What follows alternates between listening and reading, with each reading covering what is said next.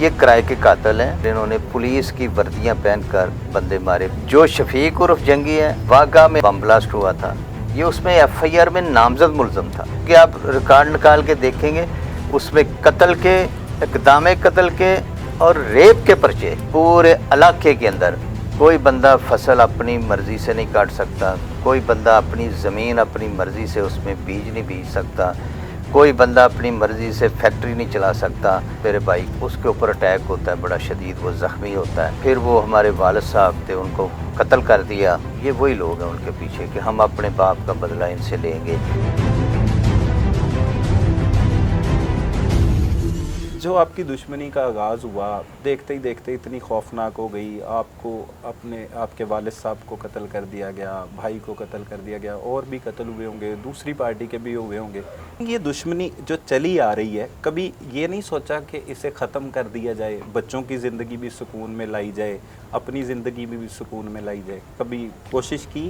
جی بالکل، ہماری کوشش ہمیشہ یہی رہی جی، ہم اپنے علاقے میں، کیونکہ ہم ایک پولیٹیکل ورکر بھی ہیں اور کوئی بھی سیاسی آدمی، میرا ایک بڑی جماعت سے تعلق ہے، پاکستان پیپلز پارٹی کا، میں لاہور کا جنرل سیکرٹری بھی ہوں۔ اصل میں وہاں پہ جو ہماری دشمنی لکھو ڈیر کے اندر جو جٹ برادری سے ہے، ہماری ان کے ساتھ کوئی ذاتی لین دین کوئی جھگڑا نہیں ہے۔ وہ کچھ ایسے عناصر ہیں کہ کرائے کے قاتل ہیں، اور میں ان کی آپ کو تھوڑی سی بتا بھی دیتا ہوں، آپ وہ چیک کریں، آپ دیکھیں گے، آپ کو پتہ چلے گا کہ میں کیمرے کے سامنے بیٹھ کے کوئی کسی پہ الزام نہیں لگا رہا، جھوٹ نہیں بول رہا۔ یہ کرائے کے قاتل ہیں۔ ہمارا جھگڑا ہوتا ہے نا جی، کسی کے ساتھ کوئی زمین کا جھگڑا ہے، کوئی لین دین کا جھگڑا ہے، ان کے ساتھ ہمارا کوئی جھگڑا نہیں۔ میں آج بھی کہتا ہوں کہ ہماری ان کے ساتھ کوئی دشمنی نہیں۔ اتنی خوفناک دشمنی خالی ویسے ہی؟ بالکل، میں وہی بتا رہا ہوں جی، یہ ہے کرائے کے قاتل، ان کے پیچھے عناصر اور ہیں، اور وہ سیاسی مقاصد، علاقے کی چودراہٹ۔ تو اصل میں ہماری جان کے جو دشمن ہیں وہ یہ چیزیں ہیں کہ یہ سیاست اور علاقے کی چودراہٹ کے یہ لوگ خوف زدہ ہیں۔ ان لوگوں کو لکھو ڈیر والا یہ جو جٹ گروپ ہے نا، یہ ان کی آپ ہسٹری دیکھیں، عرفان اور شبان گل نامی دو بھائی ہیں، شفیق عرف جنگی اور اس کا بھائی ہے شکیل، اور اس کا ایک چچا زاد تھا نفیس، ایک ذیشان اور افشانی، یہ ساری ایک چین ہے، ایک دوسرے کے یہ رشتہ دار ہیں۔ عرفان اور شبان کی آپ ہسٹری اٹھا کے دیکھیں گے تو کرول گاؤں کے اندر انہوں نے پولیس کی وردیاں پہن کر وہاں پہ بندے مارے پیسے لے کے۔ ان کی دشمنی تو ادھر بھی نہیں تھی، جیسے میں بتا رہا ہوں کہ ہماری ان کے ساتھ کوئی دشمنی نہیں۔ وہ بندے انہوں نے پیسے لے کے اٹھا کے وردیاں پولیس کی پہنی، وہ بعد میں ان لوگوں کی آپس میں صلح ہو گئی، یہ بھی رہا ہو کے آ گئے، ان کے حوصلے بڑھ گئے۔ جو شفیق عرف جنگی ہے، یہ واقعہ میں آپ کو یاد ہوگا بم بلاسٹ ہوا تھا، یہ اس میں ایف آئی آر میں نامزد ملزم تھا۔ ابھی یہ عدالت نے اس کو بری کر دیا، وہ رہا کے آیا 1-2 مہینے پہلے۔ جو ذیشان اور افشانی، وہ اس جنگی کا وہ داماد ہے، وہ کرائے کا قاتل ہے۔ بغبان پورہ کے ارائیں فیملی، کھاری نامی ارائیں برادری کا ایک بڑا کاروباری بندہ تھا، انہوں نے اسی گروپ نے پیسے لے کر ان کے کسی مخالف سے اس کو قتل کر دیا۔ بعد میں انہوں نے کہا جی تم لوگوں نے ہمارا بندہ کیوں مارا؟ انہوں نے کہا جی آپ پیسے دو ہم ان کا مار دیتے ہیں، ان سے پیسے لیے دوسروں کا مار دیا۔ یعنی اسی طرح یہ چلتے چلتے، یہ ہمارے ساتھ بھی ان کی کوئی دشمنی نہیں ہے۔ اصل میں ان کے پیچھے سہیل شوکت بٹ جو لیگی ایم این اے تھا اس وقت، اب ایم پی اے ہے، اور اس کا ماما ہے شفقت علی اور بگا بٹ۔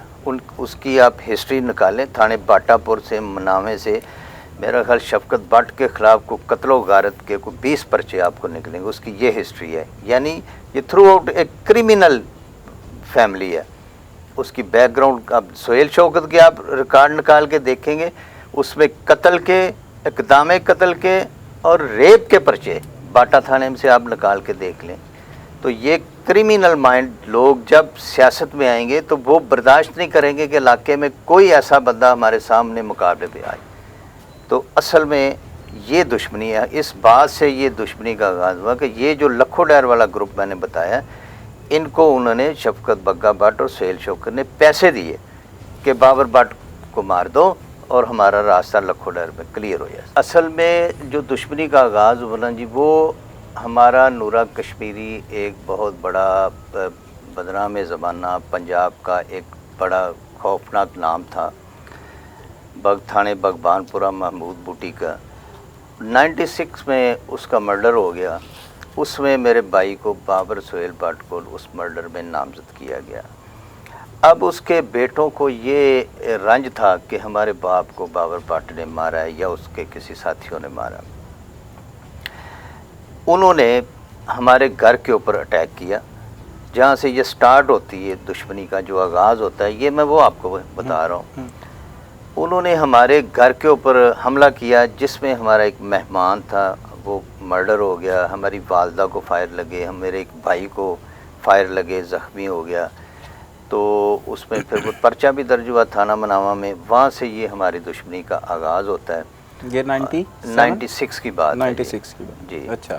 تو وہ ہمارا ایک یعنی مہمان مرڈر ہو گیا، ایک ہماری والدہ زخمی، ہمارا بھائی زخمی ہوا.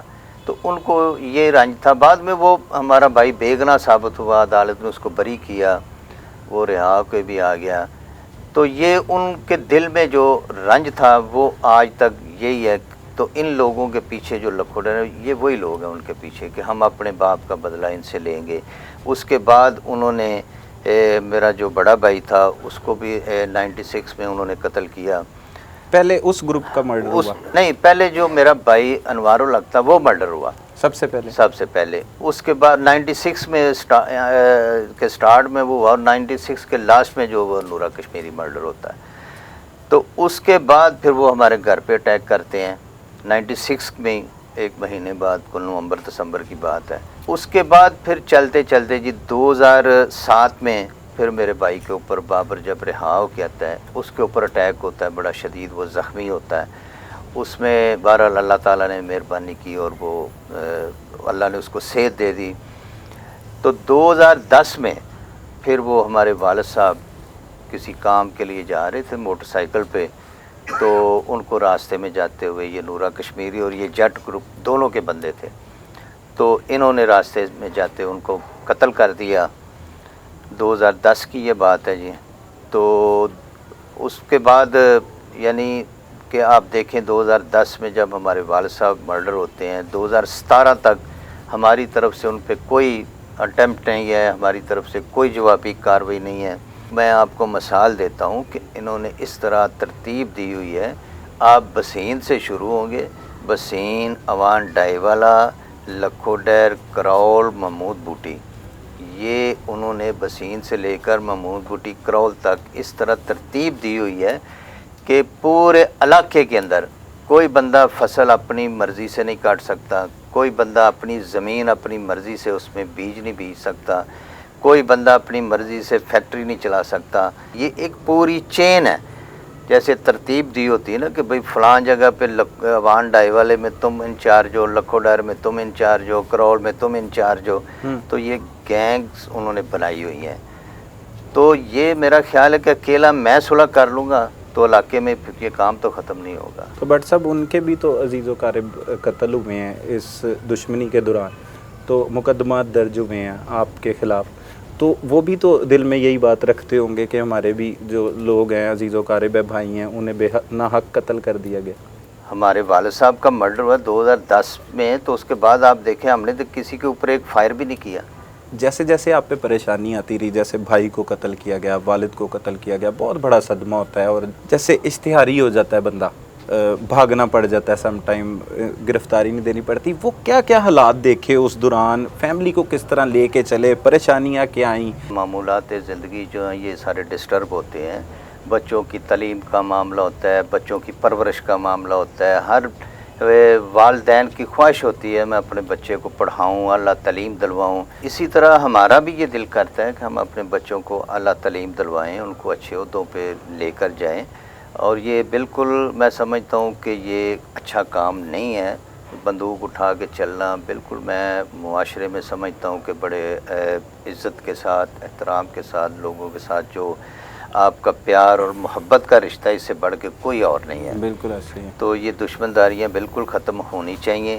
تو میں اس حق میں ہوں بالکل صلح امن و امان ہونی چاہیے، مگر یہ ہے کہ جو خلوص نیت سے کوئی نیت جب اچھی کرے تب یہ معاملات دونوں طرف سے ہوں تو پھر یہ معاملات ختم ہوتے ہیں۔